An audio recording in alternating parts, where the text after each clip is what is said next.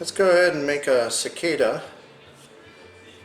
This fly is a size 4 streamer hook cicada that I make, Rob Cicada. I found from my fishing diary, I've fished cicadas many years ago in Big Hunting Creek, and just recently, maybe about 4 years ago, on a southern PA stream. I won't tell you its name, but I found the larger the larger the fly, the closer you get to a real cicada. But it's very hard to catch the smaller fish because they can't get the whole fly in their mouth. So I almost think a size 8 or better.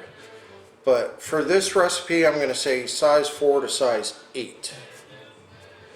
This is a size 6 streamer hook. And the first thing I like to do is come in here with my Dr. Slip forceps or pliers. They're flat.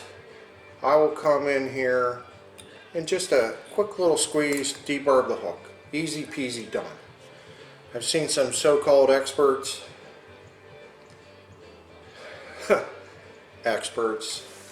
idiots, whatever.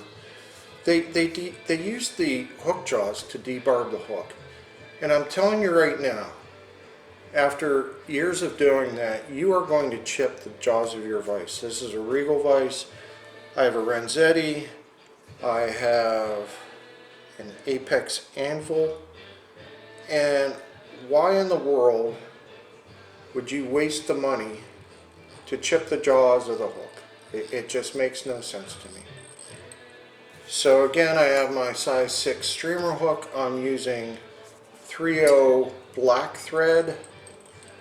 Orange would probably be better, but 3/0 wet fly thread, heavy thread. The next material, I'm going to tie in some size 26 gold wire, or I'm sorry, size 26 gauge gold wire. I got this from the Dollar Tree. When I find stuff from the Dollar Tree I can use, I just use it and it works out good. Next thing I'm going to tie in, I have some brown craft foam. This is about a little over 3/4 of an inch wide. You can, I think an inch is probably a little too wide, but I've cut the end where I'm going to tie in into a taper here. Makes it a little easier to tie in. So this is going to be your overshell of the fly. Wrap that in nice and good and tight. Then I have some more craft foam. This is a little over a 1/4 inch wide. And again, I cut the end into a taper. So we'll tie that in the same spot, nice and tight. And we're going to advance the thread up to the eye, but not quite to the eye. We're going to leave a little space there to tie in all these materials at the end. So the next thing, I'm going to take that last foam, which is thinner, just going to wrap it around the hook lightly. This craft foam, if you want to use it for dry flies, if you pull on it really tight, you defeat the purpose of the craft foam because it has little air pockets and bubbles in there. And if you tie it in too damn tight, your fly won't float. And I'm telling you, this fly floats like a cork. The next thing I want to do is come here with my gold wire that I've tied in, and I'm just going to make some ribbing. But again, I'm not going to dig in really deep into the craft foam. I'm just going to kind of lightly wrap it around it to give it a segmented effect. Go ahead and tie down this wire really good. So what I like to do, I don't have them with me, is I like wire cutters to cut this wire off. It saves on your scissors, but I just went ahead and used some scissors. Alright, next thing, We're going to tie in 2 clumps of brown deer hair. These cicadas have some clear wings, brownish clear wings. So I'm going to tie in some deer hair on both sides of this fly to imitate some wings. So that's one chunk. I'm going to go ahead and tie it in on your side.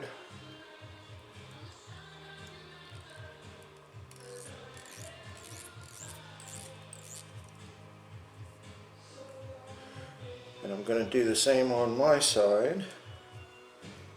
Another clump. I can't tell you how much.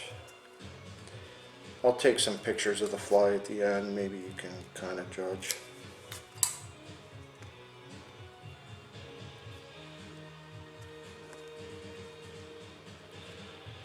Again, put the hair in a deer stacker. Get the tips nice and straight. Put those in on my side.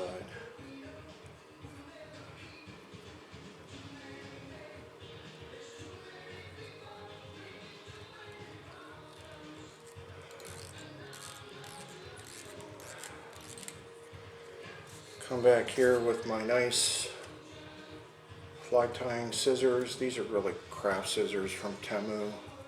Yes, every once in a while you can find some shit on Temu. I hate to shop there and give Chinese money, but these scissors are actually awesome. Very, very sharp scissors. I'm trying to keep the deer hair from underneath the eye of the hook. These are the scissors I got from Temu.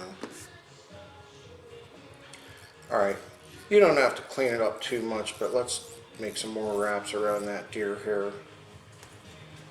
Just make sure it's in nice and tight.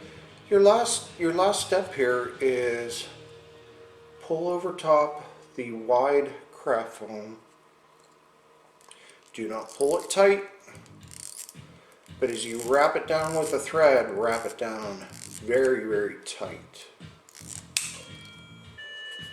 And then make a couple wraps in front of the foam, then come back behind the foam, then in front of the foam. In your last couple steps, let's whip finish this fly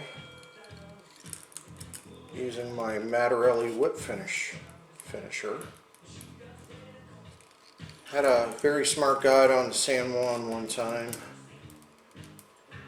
tell me he likes to make 2 knots of 3 turns each. That way if you catch a fish with some very sharp teeth and they undo the first knot, your second knot will still be there. Okay, so now we have a lot of excess material here. In my mind's eye, I think cicada is maybe that one. And I'm going to come in here and trim the edges of it to make it just a little more rounded and more buggy. So that's it. That's your cicada fly. I hope you use it. I hope you find a place where there's actually, the water isn't flooding in Pennsylvania. There's actual fish rising to cicadas. If you do, this is some of the most incredible fishing I have ever experienced.